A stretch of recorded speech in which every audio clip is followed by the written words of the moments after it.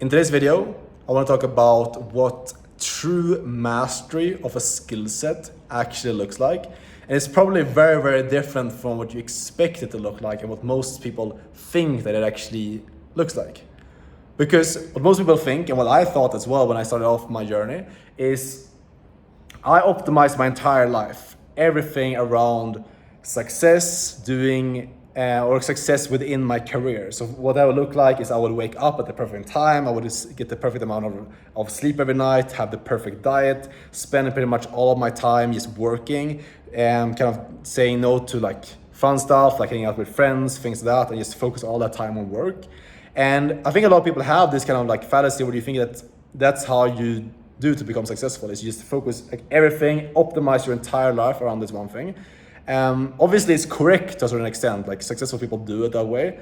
But what I think and what I've realized for myself, and that's helped me a lot recently in terms of just making this process way more enjoyable, is realizing that successful people, if you look at anyone who's really at the top of the game, if you look at, for example, like Michael Jordan back in the day, or I read a book by his coach, his old coach, Tim Groover is his name.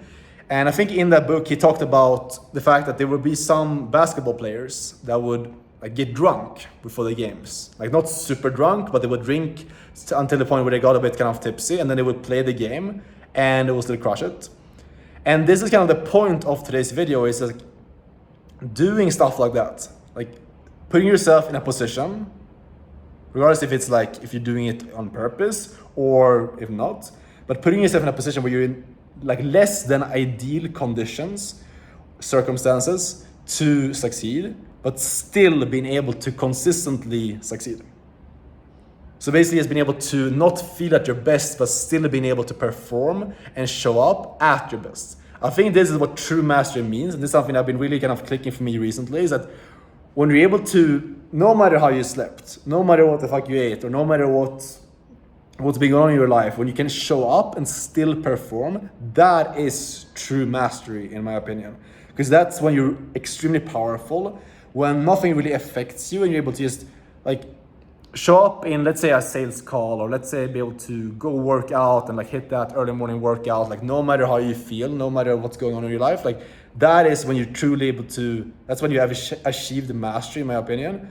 Because like nothing can really hurt you at that point, nothing like affects you.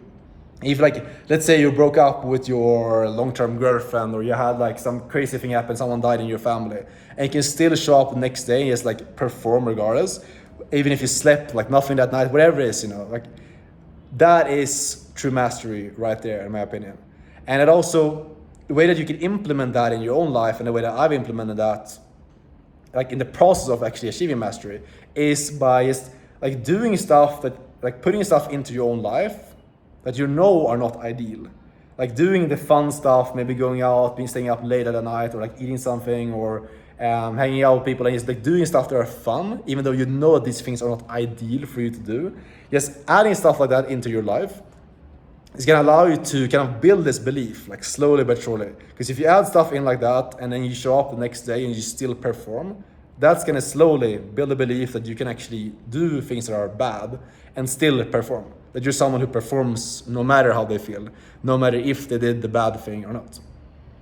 So let me know if that makes sense, guys. I know this is kind of a bit of a different concept, but it's something that I've been kind of implementing for myself, and it's helped me a lot, where I've been starting doing like stuff that I genuinely enjoy doing, that I know is not gonna have a perfect, or it's not like the ideal thing to do to optimize for success, but in a weird way it still does, because it builds the belief that I can perform no matter what, which is ultimately the end goal at the end of the day. So that's really it for today, guys. Let me know what you think in the comments. Hope you guys have some good takeaways, and thanks for watching. Have a great rest of your day, and I'll see you tomorrow. Ciao.